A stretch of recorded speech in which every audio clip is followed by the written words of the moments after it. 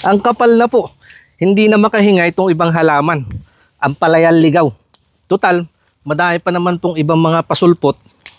Tatanggalin ko na lang. Para mapakinabangan, gagawan ko na lang po ng paraan.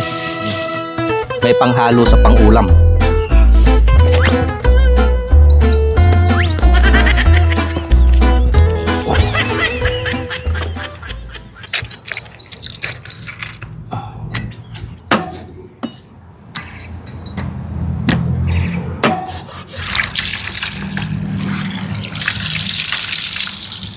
Pakukuluan ko lang po muna dito sa luya para mabawasan ng lansa.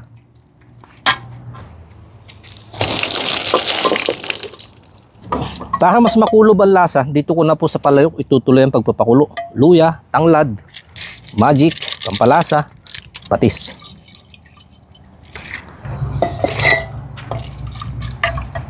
Sabi nga nila, lahat daw na sobra, masama. Pero sa tingin ko naman, ito yung talbos na kahit mapadami, walang overdose.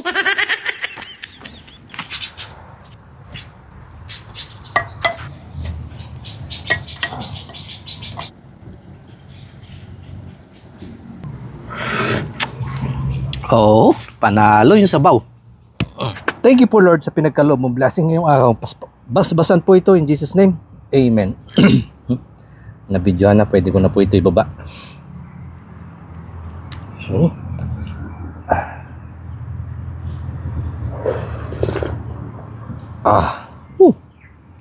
Napakalasa. Talab yung pait.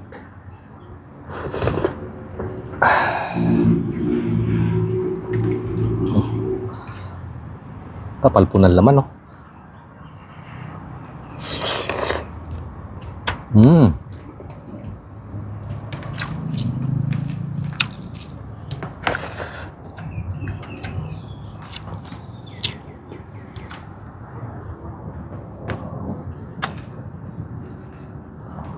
Suabe.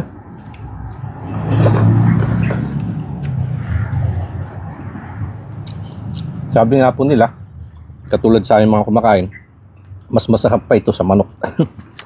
Pero siyempre sa mga ilang po dyan, mas gusto pa rin nila yung manok.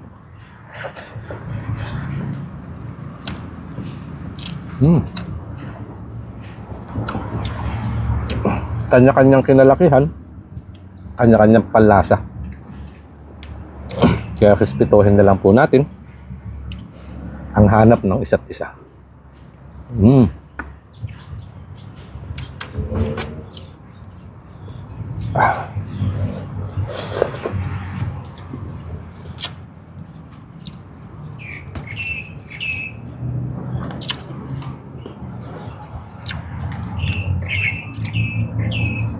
Balik nga natin.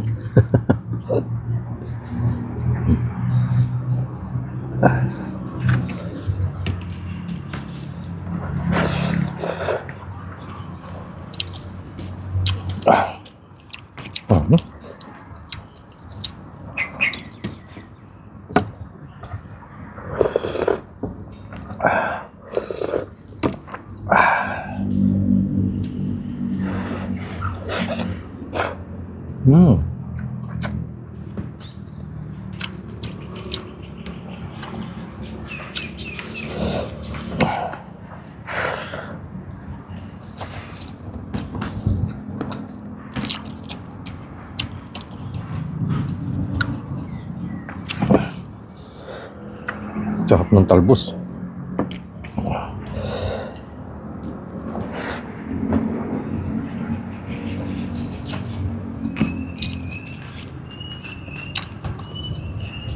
Sabi nga, bakit kami mga Ilocano daw ang hilig sa mapapait? So, napapaitan yan, talbos. Yung marigos, oh. Ewan ko din ho. Pero para sa akin kasi, ang sarap niya sa panlasa. Dahil siguro yun yung kinalmulatan na yung mga pagkain.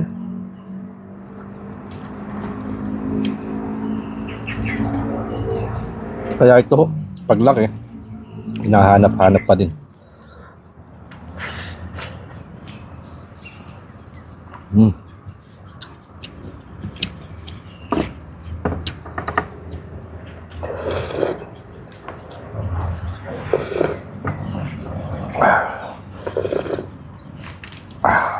sabaw naghahalong berde at saka dilaw.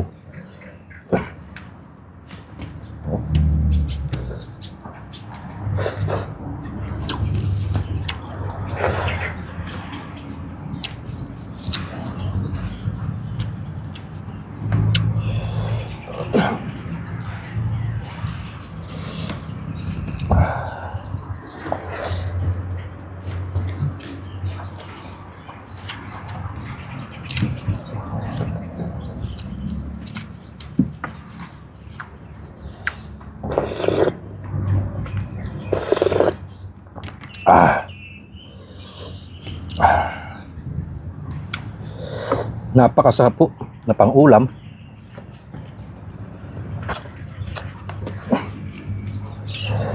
Pero sa mga kalalakihan, panalo din hong pampulutan.